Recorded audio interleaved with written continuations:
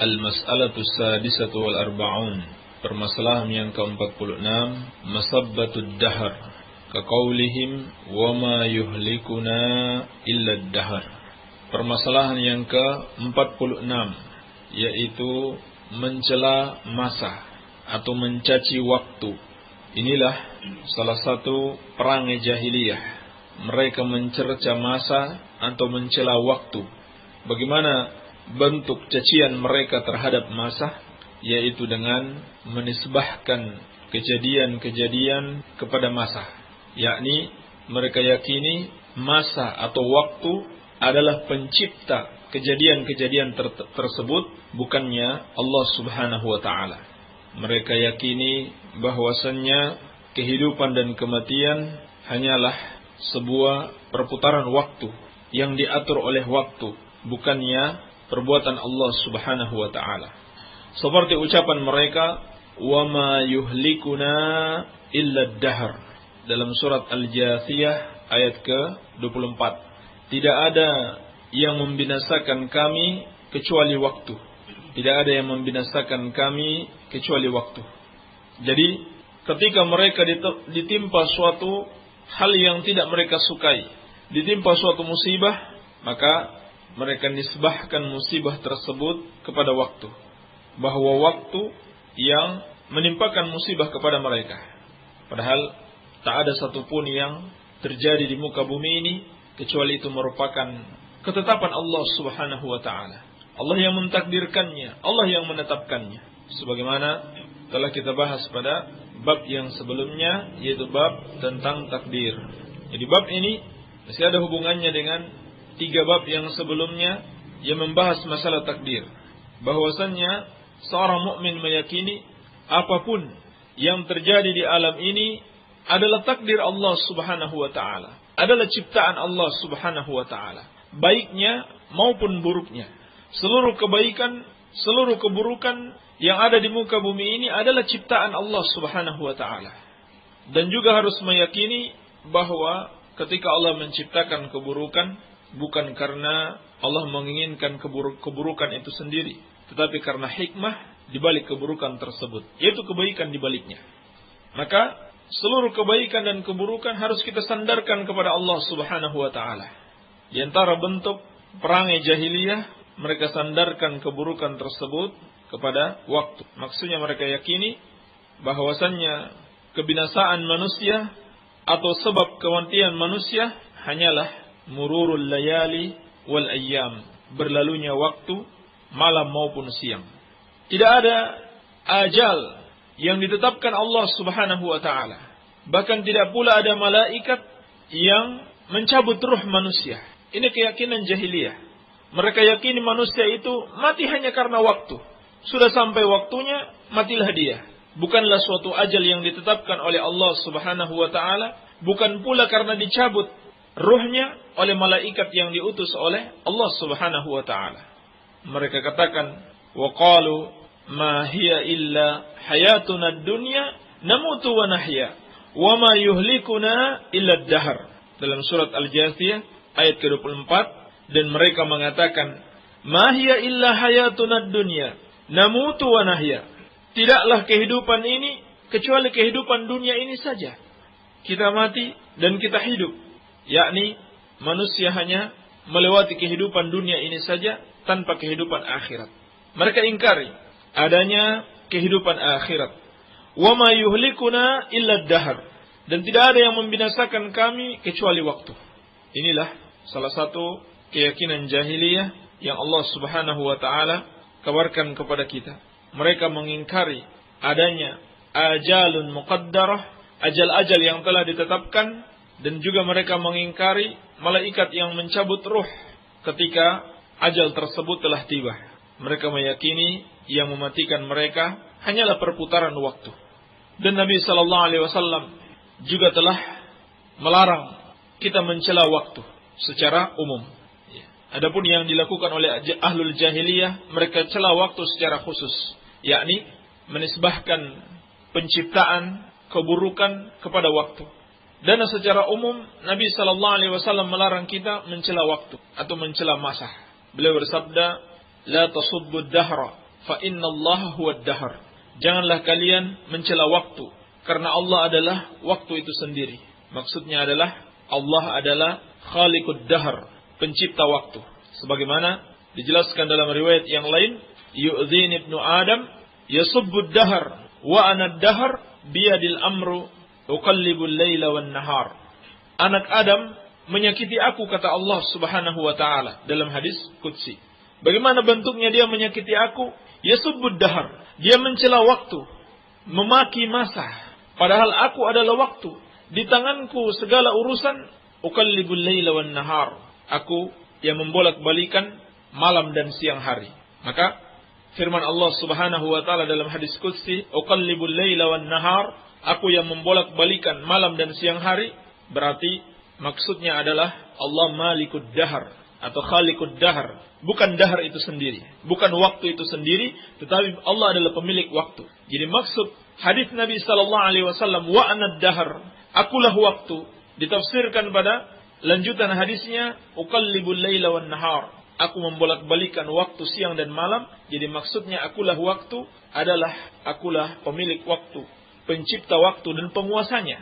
Maka seorang mukmin harus meyakini bahwasannya Allah Subhanahu wa taala yang mengatur peredaran waktu.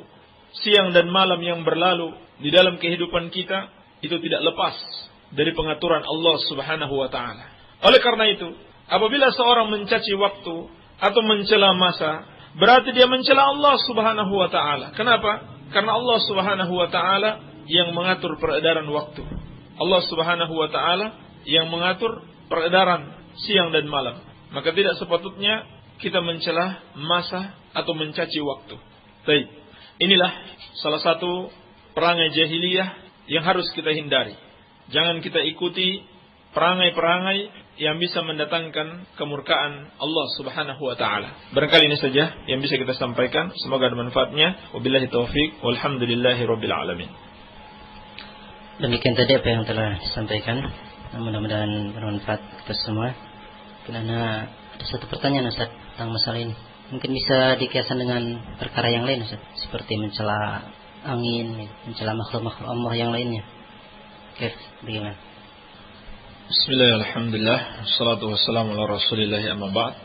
Mencela makhluk Allah Subhanahu wa ta'ala yang lain yang diperjalankan oleh Allah Subhanahu wa ta'ala seperti angin termasuk di dalam masalah ini. Baik. Maka yang dinasihatkan para ulama ketika kita ditimpa suatu musibah, hendaklah kita tidak mencelah kecuali diri kita sendiri. Karena hakikatnya setiap musibah yang menimpa manusia itu karena perbuatan mereka. Oleh karenanya Allah Subhanahu wa taala menimpakan musibah kepada mereka agar mereka rasakan sendiri apa yang mereka kerjakan, sehingga dengan itu mereka bisa bertobat kepada Allah Subhanahu wa taala. Sebagaimana firman Allah, "Zaharal fasadu fil barri wal bahri bima kasabat aydin nas liyudhiqahum ba'dal ladzi 'amilu la'allahum yarji'un." Telah nampak kerusakan di daratan dan di lautan dikarenakan ulah tangan manusia sendiri, dosa mereka. Maka Allah timpakan mereka musibah agar mereka rasakan sebagian dari apa yang mereka kerjakan, dan semoga mereka kembali kepada Allah Subhanahu wa taala. Juga firman Allah, "Wa ma asabakum min musibatin fabima kasabat aydikum." Dalam surat Asy-Syura ayat ke-30, dan tidak ada satupun musibah yang menimpa kalian kecuali itu hanya karena dosa-dosa yang dilakukan oleh tangan-tangan kalian sendiri. Oleh karena itu, ketika seorang ditimpa musibah, ditimpa keburukan, tidaklah ada yang patut dia celah kecuali dirinya sendiri. Maka tidak boleh mencelah waktu atau mencelah angin, mencelah juga termasuk mencelah musim panas atau mencelah musim dingin. Ya, bahkan termasuk kekafiran kepada Allah Subhanahu wa taala kalau misalkan seorang mencela adanya musim panas dan adanya musim dingin dalam keadaan dia tahu bahwa itu adalah ciptaan Allah Subhanahu wa taala. Baik. Afwan Ustaz, kita cintai ulama, tapi bagaimana membedakan ulama yang baik dan ulama yang jelek? Karena banyak sekali yang mengaku ulama, terutama di kalangan NU. Untuk membedakan ulama yang baik dan ulama su, ulama yang sebenarnya dan ulama su adalah pada ittiba mereka kepada Al-Quran dan sunnah Rasulullah sallallahu alaihi wasallam. Sebab yang dimaksud dengan ulama yang hakiki adalah yang betul-betul ittiba, meneladani Al-Quran dan sunnah Rasulullah sallallahu alaihi wasallam. Bukan pelaku syirik, bukan pula pelaku bid'ah. Walaupun dia dinamakan ulama, dikenal sebagai tokoh agama, sebagai kiai, sebagai ustadz, tapi ternyata dia adalah pelaku syirik dan pelaku bid'ah, maka bukan itu ulama yang sejati. Itu adalah ulama usu yang menyesatkan manusia. Itu adalah dai-dai yang mengajak kepada pintu-pintu jahannam, pintu-pintu neraka, bukan mengajak kepada surga. Baik. Jadi di situ kita nilai bagaimana seseorang itu disebut sebagai ulama kalau dia mengajak kepada Al-Quran dan sunnah Rasulullah sallallahu alaihi wasallam. Tapi kalau dia mengajak kepada syirik dan bid'ah, walaupun dia disebut ulama, maka yakinlah itu bukan ulama, tetapi sebaliknya dai-dai yang mengajak kepada pintu-pintu kesesatan, pintu-pintu neraka jahanam. Oleh karena itu, di sini pentingnya kita harus belajar, kita harus mengkaji Al-Quran dan sunnah Rasulullah sallallahu alaihi wasallam sehingga kita bisa mengenali siapa yang sesuai dengan kebenaran. Kenali dulu kebenaran, maka engkau akan mengetahui pengikut kebenaran. Jangan dibalik, kebenaran engkau ukur dengan tokoh-tokoh.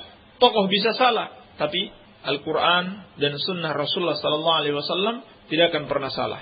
Assalamualaikum warahmatullahi wabarakatuh.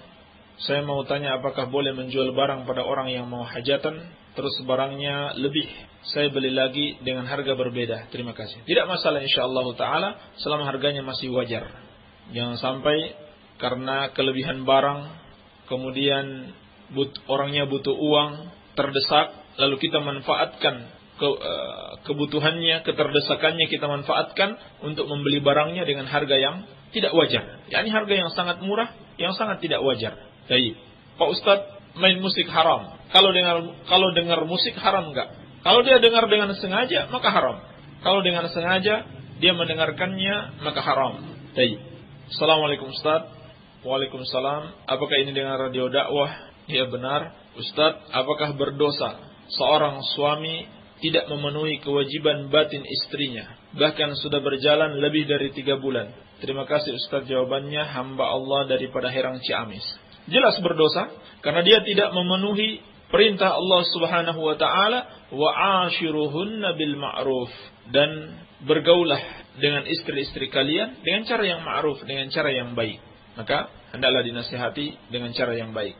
Ustaz, surat Al-Ikhlas, Al-Falaq dan An-Nas, apa boleh salah satunya dibaca dalam rakaat salat fardu? Mohon dijawab, terima kasih dari Sidrajah. Tidak ada masalah. Tidak ada masalah membaca surat apa saja dari Al-Quranul Karim. Cross adalah bahasa Inggris yang artinya adalah salib. Bagaimana dengan HP yang bermerek Cross? Bolehkah kaum muslimin menggunakannya yang di situ merupakan tanda kekhususan agama Kristen? Dan apakah tujuan orang-orang Kristen atau Yahudi dengan menggunakan logo-logo khusus pada produk mereka? Telah dimaklumi bersama bahwasannya orang-orang kafir menggunakan media dan sarana apa saja untuk menyebarkan ajaran-ajaran mereka.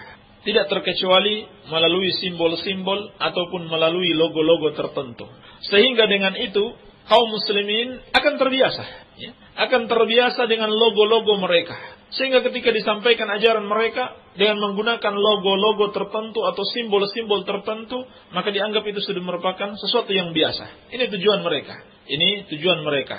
Jadi kalau memang betul cross itu artinya salib, saya tidak tahu bahasa Inggris, tapi kalau betul cross itu memang artinya salib, maka jelas tidak boleh kita menolong mereka dengan membeli barang mereka yang bermerek cross tersebut, karena itu termasuk tolong-menolong di dalam dosa. Di sisi lain, seperti yang disebutkan di sini, itu adalah kekhususan agama Kristen, berarti termasuk tasyabbuh. Inilah yang dimaksud dengan tasyabbuh, menyerupai mereka dalam kekhususan mereka. Salib adalah kekhususan Nasrani, bahkan kesyirikan mereka. Taib. Dan Nabi sallallahu alaihi wasallam melarang man tashabbaha biqaumin fahuwa minhum. Barang siapa yang menyerupai suatu kaum, maka dia bagian dari mereka. Taib. Assalamualaikum warahmatullahi wabarakatuh. Bagaimana kalau sholat sama anak-anak yang masih belajar niatnya imaman atau adaan? Dan bagaimana jika anaknya laki dan bacaannya harus jelas enggak? Tidak ada keharusan imam itu kalau dia sholat menjadi imam harus dia niatkan menjadi imam. Kalau dia sholat sendiri harus dia niatkan sholat sendiri. Tidak ada. Ya. Tidak ada seperti itu. Tidak ada petunjuknya di dalam syariat. Ya. Bahkan boleh berbeda antara niat imam dan niat makmum. Kalau misalkan imamnya sholat sunnah, makmumnya sholat wajib, tidak ada masalah. Ya. Seperti yang dilakukan Mu'adz bin Jabal radhiyallahu anhu ketika beliau mengimami sholat isya orang-orang di kampungnya, padahal beliau sudah sholat isya. Menunjukkan sholat isya yang kedua adalah sholat sunnah. Sedangkan jamaahnya itu sholat wajib. Jadi tidak ada masalah. Sholat sama anak-anak maupun orang dewasa tidak harus menentukan ini saya sholat sebagai imam, ini saya sholat sebagai sholat sendiri. Tidak. Hanya saja dibedakan aja. Kalau dia menjadi imam berarti bacanya harus dia keraskan sehingga makmumnya mendengarkan. Baik. Assalamualaikum Ustaz. Waalaikumsalam. Apa makna halal dan haram? Halal yang dibolehkan di dalam syariat. Sedangkan yang haram adalah yang tidak dibolehkan di dalam syariat. Afwan Ustaz, waktu itu menjelaskan bahwa larangan ikat rambut dalam sholat itu haram. Bagaimana jika lupa setelah selesai sholat, ternyata rambut masih diikat, belum dibuka? Bagaimana hukum sholatnya? Apakah diterima atau batal dan harus diulang? Syukran. Sholatnya sah. Sholatnya sah dan itu bukan termasuk pembatal sholat. Tetapi kalau dia sengaja, maka dia telah melakukan suatu kesalahan. Baik. Ustaz, jika kita sholat isya, lalu sholat witir 3 rakaat, lalu bangun tidur jam 3 malam, setelah sholat tahajud, lalu kita sholat tahajud lagi, yang saya tanya Ustaz, apakah boleh dalam satu malam itu witir 2 kali? Mohon diperjelas, terima kasih dari Sidrajah. Tidak boleh dalam satu malam melakukan witir lebih dari 1 kali. Cukup 1 kali saja. Karena Nabi SAW bersabda, La witrani fi laylatin. La witrani fi laylatin. Tidak ada 2 witir dalam 1 malam. Dalam hadis Abu Daud dari Qais bin Talq. La witrani fil lail. Tidak ada 2 witir dalam 1 malam. Jadi misalkan sebelum tidur, kalau seorang sudah sholat witir, kemudian dia bangun sebelum waktu subuh, sebelum terbit fajar, dia mau sholat lagi, silakan dia sholat tanpa witir. Silakan sholat tanpa witir. Baik. Ustaz, apa kitab Ta'lim Muta'allim karya An-Nu'man bin Ibrahim Al-Khalil Al-Jarmuji terjemahan bagus untuk dipelajari? Bagaimana kedudukan kitab tersebut dan penulisnya? Apakah boleh dibaca? Kita tidak tahu kitab ini dan tidak mengenal penulisnya. Dan kita sangat mengharapkan kalau bisa dibawa ke sini ya, untuk kita lihat ya, apakah kitab tersebut termasuk kitab yang boleh dibaca, ditulis oleh ulama Ahlus Sunnah wal Jamaah, ataukah ditulis oleh Ahlul Bid'ah yang mengajak kepada kesesatan. Jadi di antara usaha seseorang untuk menjaga akidahnya adalah jangan membaca buku-buku yang mengajak kepada kesesatan. Tapi baca buku-buku para ulama Ahlus Sunnah wal Jamaah. Assalamualaikum warahmatullahi wabarakatuh. Kepada operator RDS, tolong disampaikan pertanyaan ana kepada Al-Ustaz. Begini pertanyaannya. Apa benar kalau sholat sunnah Idul Adha dan Idul Fitri, rakaat pertama membaca takbir 7 kali dan rakaat kedua membaca takbir 5 kali? Balas lewat SMS karena ana tidak punya radio. Wassalamualaikum Darwanto. Waalaikumsalam. Tolong dibahas. Itu benar berdasarkan hadis Abi Dawud dari Ummul Mukminin Aisyah radhiyallahu anha, anna Rasulullah sallallahu alaihi wasallam kana yukabbiru fil fitri wal adha fil ula 7 takbiratin wa fil thaniyati 5. Dari Aisyah radhiyallahu anha bahwasanya Rasulullah sallallahu alaihi wasallam bertakbir pada salat Idul Fitri dan Idul Adha. Pada rakaat yang pertama 7 kali takbir dan rakaat yang kedua 5 kali takbir. Dan hadisnya sahih, disahihkan oleh Syekh Al-Albani rahimahullah dalam Sahih Sunan Abi Dawud. Bagaimana seorang istri yang sholat di rumah tidak berjamaah? Fadilahnya apa? Tidak sama dengan sholat berjamaah? Jelas tidak sama dengan sholat berjamaah. Ya. Sholat berjamaah mendapatkan 27 kali lipat sholat sendirian, seperti disebutkan dalam hadis yang sahih. Tetapi tidak wajib bagi wanita untuk berjamaah di rumah. Dan lebih baik wanita sholat sendirian di rumah daripada harus berjamaah di masjid. Lebih baik sholat sendirian di rumah daripada harus berjamaah di masjid, karena wanita itu lebih afdal sholat di rumah dibanding di masjid. Assalamualaikum Ustaz. Waalaikumsalam. Sebelumnya kami ucapkan terima kasih kepada RDS Mungkin baru 2 bulan kami mendengarkan, tapi manfaatnya sudah banyak hingga kami paham Islam. Sesungguhnya kami NU yang masih banyak bid'ahnya. Karena ustadz yang tidak paham, kami berharap RDS terus berjalan dari hamba Allah Cilacap Majenang, Sindang Reja, wassalam. Walhamdulillah, kita belajar bersama mengikuti tuntunan Al-Quran dan sunnah Rasulullah sallallahu alaihi wasallam, dan jangan kita ragu meninggalkan kebiasaan-kebiasaan kalau memang bertentangan dengan Al-Quran dan As-Sunnah. Walaupun dari kecil, sejak kita buka mata dalam kehidupan dunia ini, kita sudah melihat amalan-amalan tersebut dilakukan di sekitar kita, bahkan diajarkan kepada anak-anak. Tetapi kalau kenyataannya bertentangan dengan Al-Quran dan As-Sunnah, maka jangan segan untuk kita tinggalkan. Baik. Bismillah Ustaz, saya mau bertanya, apakah suami istri apabila bersentuhan membatalkan wudu? Wassalamualaikum. Waalaikumsalam. Tidak ada dalil. Tidak ada dalil yang menunjukkan kepada kita kalau menyentuh perempuan atau laki-laki dan perempuan bersentuhan itu membatalkan wudu, baik istrinya sendiri maupun orang lain. Namun tentunya kalau menyentuh wanita yang tidak halal baginya, hukumnya haram apabila dia lakukan dengan sengaja. Tapi walaupun haram, walaupun berdosa, bukan berarti membatalkan wudu. Karena perlu dalil tersendiri untuk mengatakan sesuatu itu membatalkan wudu. Sementara tidak ada dalil yang mengabarkan kepada kita bahwa bersentuhannya laki-laki dan wanita itu membatalkan wudu. Bahkan di dalam hadis Abu Dawud dan Tirmidzi dari Ummul Mukminin Aisyah radhiyallahu anha, beliau pernah mengatakan, "Kana Nabi sallallahu alaihi wasallam yuqabbilu ba'da azwajihi thumma yusalli wa la yatawadda." Nabi sallallahu alaihi wasallam pernah mencium sebagian istrinya, kemudian beliau salat dan beliau tidak berwudu lagi. Jadi ini bukan sekedar menyentuh, bahkan mencium istrinya dan beliau salat tanpa berwudu. Tetapi tentunya dipastikan tidak ada sesuatu yang keluar dari kemaluannya. Ini yang membatalkan wudu. Kalau ada sesuatu yang keluar dari kemaluannya, yakni madi, maka batal wudunya. Baik. Adapun firman Allah Subhanahu wa taala, "Aw lamastumun nisa" di dalam Al-Qur'an, atau kalian menyentuh wanita, maka yang maksud dengan menyentuh di sini seperti kata Ibnu Abbas radhiyallahu taala anhuma adalah al-jima, yakni bersetubuh atau berhubungan suami istri. Sampai kata Al-Imam Al-Baihaqi rahimahullah, andaikan riwayat dari Ibnu Abbas radhiyallahu taala anhuma ini sampai kepada Imam Syafi'i rahimahullah, tentu beliau tidak akan berpendapat menyentuh wanita, sekedar menyentuh tanpa berjima itu membatalkan wudu.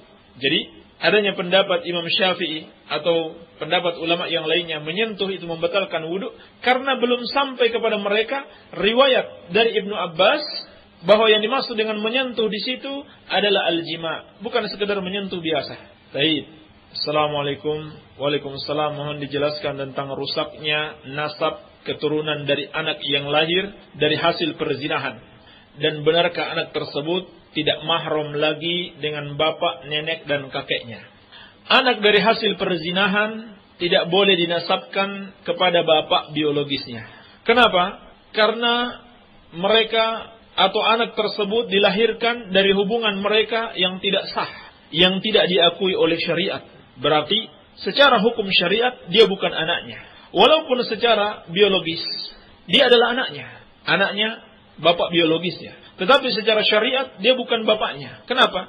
Karena hubungan mereka tidak diikat dengan suatu hubungan yang sah. Tidak diikat dengan suatu hubungan yang sah. Kalau begitu dinasabkan kemana? Dinasabkan kepada nenek, kepada ibunya. Dinasabkan kepada ibunya.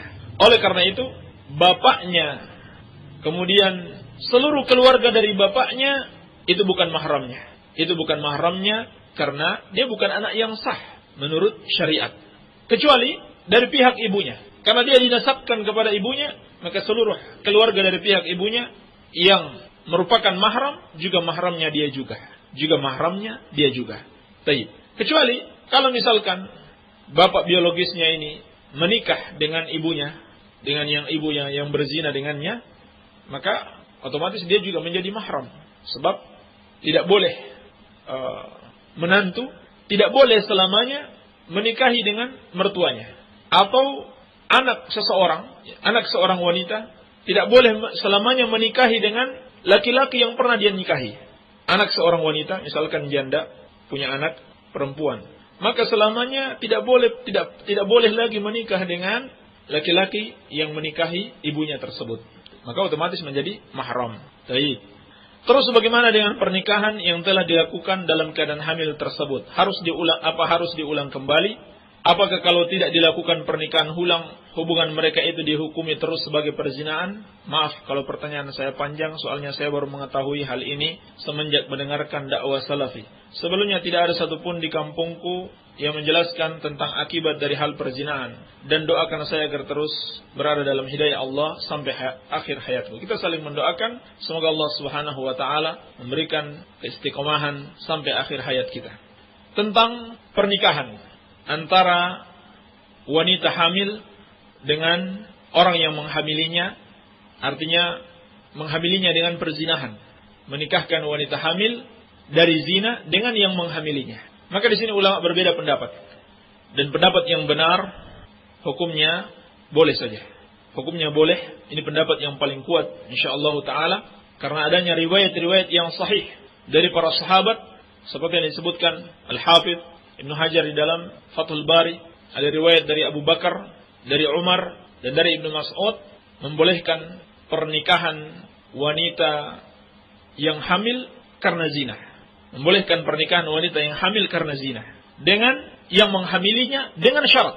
Dengan syarat mereka telah bertaubat dari perzinahan tersebut. Sebab seorang muslim tidak boleh menikah dengan pezina. Seorang muslim diharamkan menikah dengan pezina. Maka ini syarat yang pertama. Mereka sudah bertobat dari perzinahan mereka, lalu dinikahkan. Maka tidak mengapa. Tapi ada syarat yang kedua. Mereka tidak boleh berhubungan suami istri sampai wanita tersebut melahirkan. Kenapa? Karena tidak boleh dia campurkan maninya yang haram dengan maninya yang halal. Maninya yang haram dari hasil perzinahan dan maninya yang halal setelah menikah. Di dalam hadis Abu Dawud, Nabi SAW bersabda, "La yahillu limri'in yu'minu billahi wal yawmil akhir ayyasqiya ma'ahu zar'a ghairihi." Tidak halal bagi seorang yang beriman kepada Allah dan hari akhir untuk menyiramkan airnya pada ladang orang lain. Maksudnya tidak boleh dia berhubungan suami istri kepada wanita yang sudah hamil dari orang lain. Dan juga bermakna di situ tidak boleh dia mencampurkan maninya yang haram dengan yang halal. Baik. Jadi dua syarat yang harus dipenuhi. Yang pertama mereka bertobat dulu. Kemudian yang kedua mereka tidak boleh berhubungan suami istri sampai wanita tersebut melahirkan. Dan ini pendapat yang kuat insyaallah taala. Maka pernikahannya itu sah, tidak perlu diulang kembali. Adapun larangan Allah Subhanahu wa taala dalam Al-Qur'an, wa ulatul ahmali ajaluhunna ayyadna hamlahunna, dan wanita-wanita hamil tidak boleh dinikahi kecuali setelah mereka melahirkan, itu adalah dari hamil dari pernikahan yang sah. Jadi kalau ada janda dalam keadaan hamil, janda dari pernikahan yang sah, maka dia tidak boleh dinikahi oleh siapapun sampai dia melahirkan dahulu. Jadi yang hamil dari zina maka bukan yang dimaksudkan dalam ayat ini. Sebab terdapat riwayat-riwayat yang sahih dari para sahabat, mereka nikahkan orang-orang yang hamil, wanita-wanita yang hamil karena zina, dan mereka bolehkan hal tersebut. Wallahu ta'ala a'lam. Baik, intinya ini adalah suatu musibah yang menimpa kaum muslimin hari ini, yang mengakibatkan berbagai macam persoalan. Maka hendaklah kita berhati-hati dari perbuatan zina. Oleh karena itu, syariat telah menuntun kita agar melakukan pencegahan sebelum terjadi. Allah Subhanahu wa taala melarang, "Wala taqrabuz zina, innahu kana fahishatan wa sa'a sabila." Jangan kamu mendekati zina, karena zina itu perbuatan yang keji dan seburuk-buruknya jalan. Kata Allah, jangan dekati zina. Allah tidak mengatakan langsung jangan berzina, tapi jangan dekati zina. Artinya, semua yang mendekatkan kepada zina jangan kalian lakukan. Memandang wanita yang bukan mahram, pergaulan antara laki-laki wanita tanpa batas, tanpa ada hijab, itu semua yang mengantarkan kepada zina. Oleh karena itu, yang namanya pacaran diharamkan di dalam syariat, karena semua perbuatan orang berpacaran itu mengantarkan kepada zina. Maka sangat disayangkan sebagian orang tua dari anak-anak kaum muslimin, dari pemuda-pemudi kaum muslimin, ketika anaknya mau menikah dipersulit.